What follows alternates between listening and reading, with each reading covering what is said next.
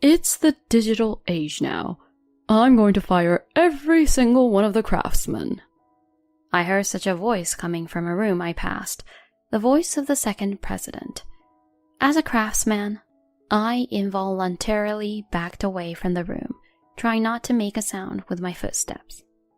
My name is Samuel. I'm 45 years old. I'm a factory worker, and I've been working here since I was 20 years old. I've been a craftsman for 25 years this year. I studied at a technical high school and worked for another company right out of high school, but the company went bankrupt 2 years after I started working there. The president of the factory I was working for at the time approached me and asked me to change jobs. The president had always said that he wanted to make this factory a homey atmosphere, and his wife would sometimes serve us lunch at noon. The president and his wife treated us employees well, and it is no exaggeration to say that they were my second parents after I came from the countryside and started working here. I got married at the age of 26, and of course the president and his wife came to my wedding, and when my daughter and son were born, they treated them as if they were their grandchild. The other employees were also very friendly, and I thought it was an ideal place to work. But a few months ago, the president fell ill and was hospitalized. While he was in the hospital, he was found to be suffering from another illness, albeit a minor one, and it became difficult to manage the factory. The president's wife was wondering whether the factory should be closed. The most senior employee was the managing director, who had known the president for many years. The managing director temporarily took over as president and kept the factory running. A month later, the president's wife told the managing director that the president's younger brother wanted to take over the company, and that she had decided to entrust it to him. And so the president's younger brother comes to greet us as the second president. We had never seen him before, and we were nervous about what kind of person he would be, but the second president who arrived was about 50 years old. The second president, who said he had worked at another factory, had a low profile and was indeed the younger brother of the previous president. We accepted the second president as our new boss and started working with renewed enthusiasm. However, after half a month, something strange started to happen.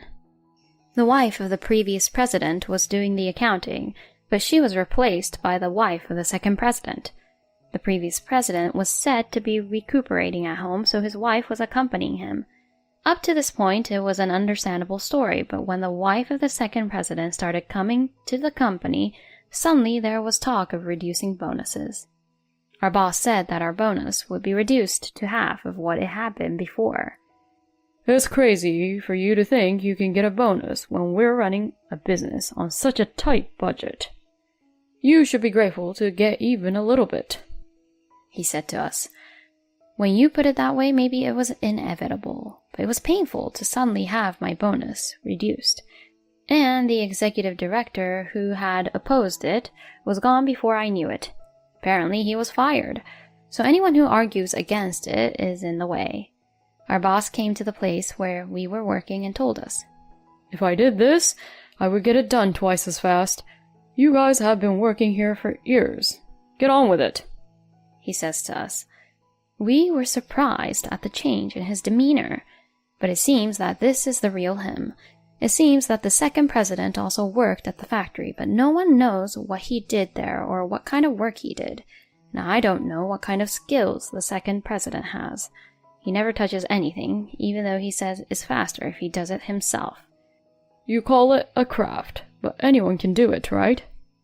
I was once told that to my face, and ever since then I've never thought well of my boss. I'm in the middle of teaching a guy named Tom, who joined the company a year ago. The main machine is an expensive machine that has been in use for many years and costs $3 million. It's a tricky machine to make it work, so I'm teaching Tom how to use it. Lately, it's been a little sluggish, and if we try to force it to do something, we have to go through a complicated process to fix it. Tom is an enthusiastic learner and is a valuable asset to the company, but our boss is not so keen on me teaching Tom such skills. I don't see what good it would do for you to teach him that kind of technology, he said to me. Tom had a stubborn streak and a strong work ethic, and he was about to go off on our boss, but I didn't want that to affect Tom's reputation, so I suppressed him. I took over for him and said, "Boss, you can't make products without craftsmen, and we take pride in our work, so can you please stop talking like that?" I said. Tom nodded with his eyebrows furrowed and his mouth agape. Our boss replied, "You're being cocky," and walked away. "What's his problem?" Tom says in a hushed voice once the boss leaves. "I'm sure someday he'll realize how important we are," I said, but Tom looked unconvinced and went back to his work. Sometime later, as I walked past the president's office, I heard our boss's voice from inside. "It's the digital age now. I'm going to fire every single one of the craftsmen." I stopped in my tracks. I'm a craftsman, right? Maybe I shouldn't have listened to that. I back away, trying not to make a sound. When I get back to work, Tom asks me, "Samuel, what's wrong? You don't look so good."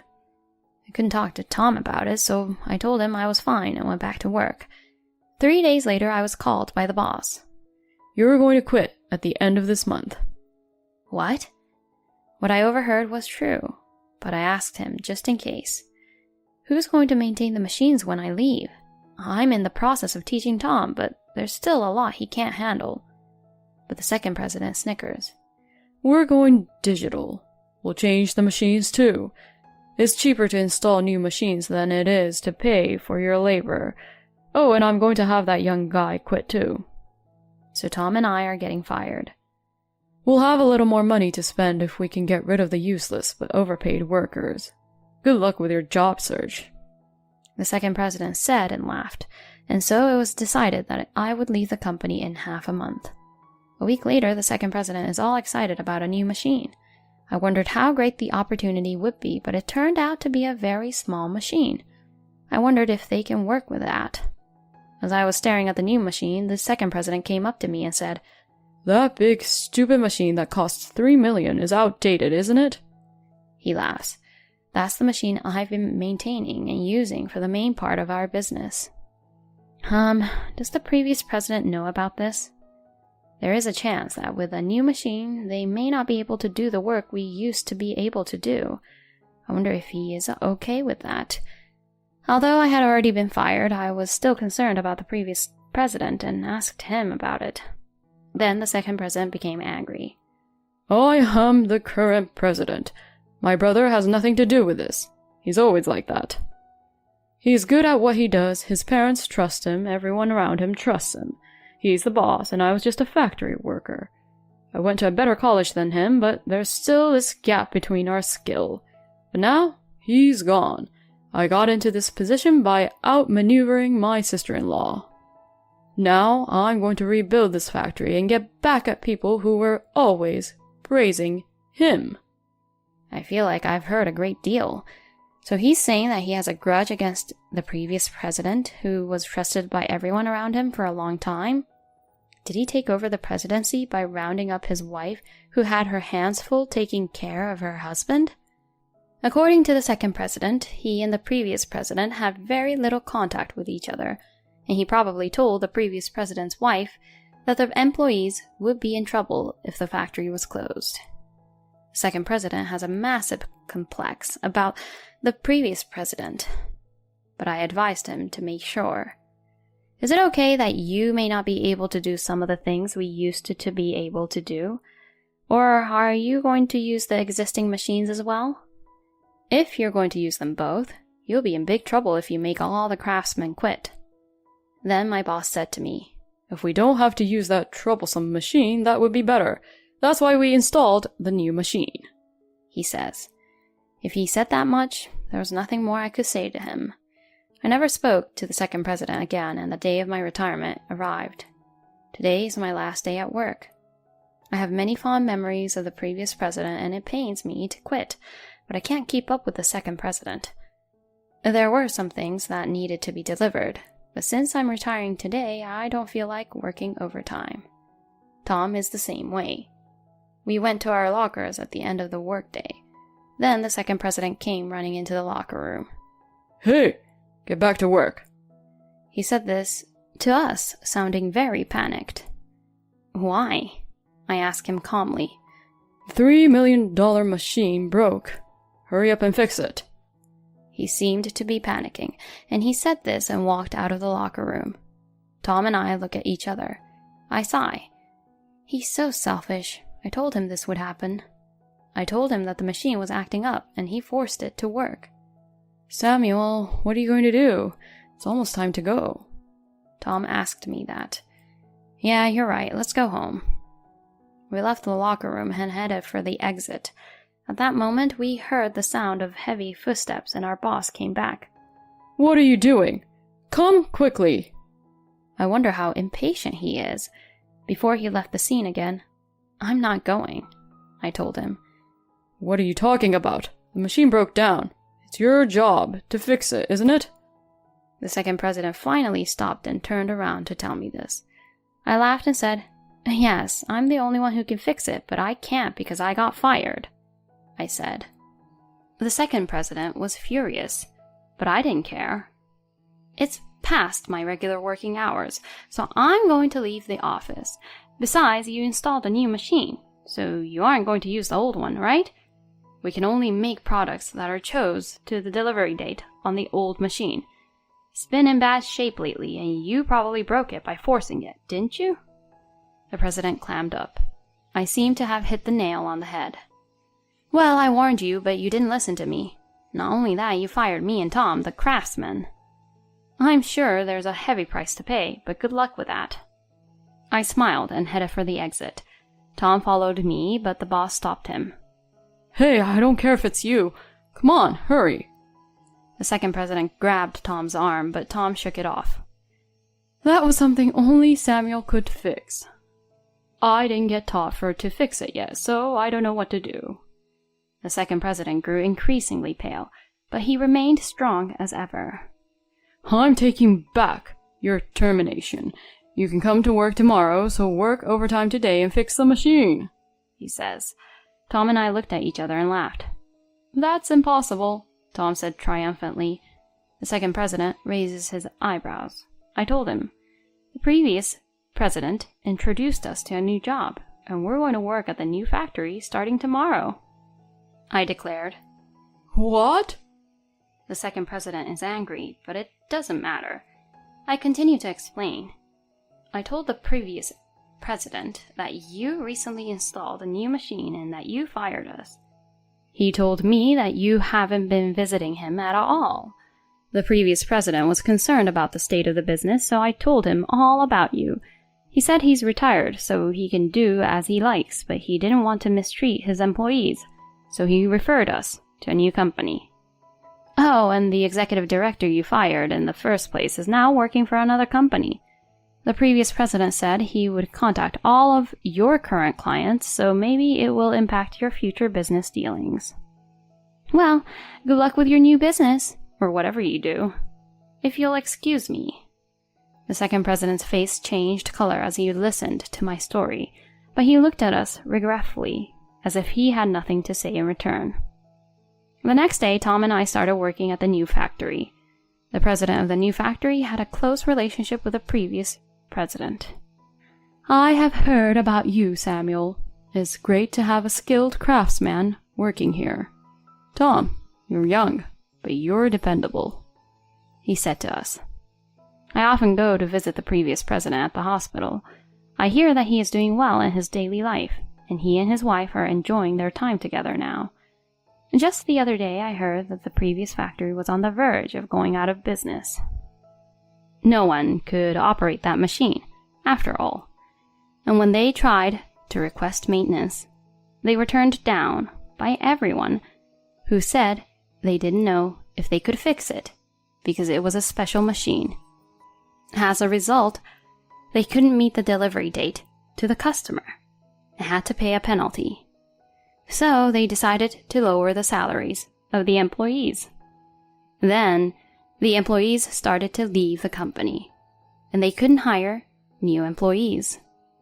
After a while, they hired a couple of foreigners, but they went AWOL on the third day.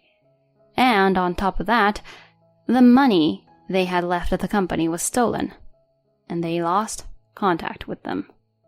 If they had at least left you behind, this would not have happened. Tom laughs as he tells the story. I guess that's what you call getting what you deserve. I nodded and laughed along with Tom. 3 months after I left, I received a call on my cell phone from my old factory. I answered it anyway. It was the second president with tears in his voice. Please, come back. He was begging me to come back. So I asked him what was going on. We've lost our business partners. If we don't do something, we'll go out of business, he cried. Apparently, one after another, his customers started rejecting him because he couldn't meet their deadlines or his products were too poorly made. I sighed. If you don't have clients, I can't do anything about that. If I don't have to make products, I don't have to run machines. You were the one who said that anyone can do a craftsman's work. If you need to run the machine, why don't you do it yourself? Then the second president said, I was just an office worker at a factory before. I can't run a machine. He yelled at me. I couldn't help but laugh at his words. And yet, you repeatedly made disparaging remarks about craftsmen? Oh, so you're a clerical worker, so you didn't understand the importance of craftsmen. Could you at least apologize to me? The second president is apparently emotionally unstable. I thought he was angry, but then he started crying. I'm sorry, sir. Please, come back and start the machine, he said to me. I was tired of him, so I said, I'll return if you pay me twice my original salary. When I said this, he replies, I can't. I hung up the phone when he said this in a desperate voice. I heard from the previous president that the wife of the second president had given up on him and left him. The factory finally went out of business, and the second president was in debt and working part-time jobs. One day I went to a gas station, and the clerk at the register turned his head away. So I looked closer and saw that it was the second president. He had lost a lot of weight, and I didn't recognize him. He kept pretending not to notice me. So after I finished paying, I went to the cashier and spoke to him. Long time no see, boss, I said to him. My ex-boss's face turns red, and he bites his lip in frustration. I'm working hard at my new job, learning new skills. Tom is learning a lot, and I'm happy for him.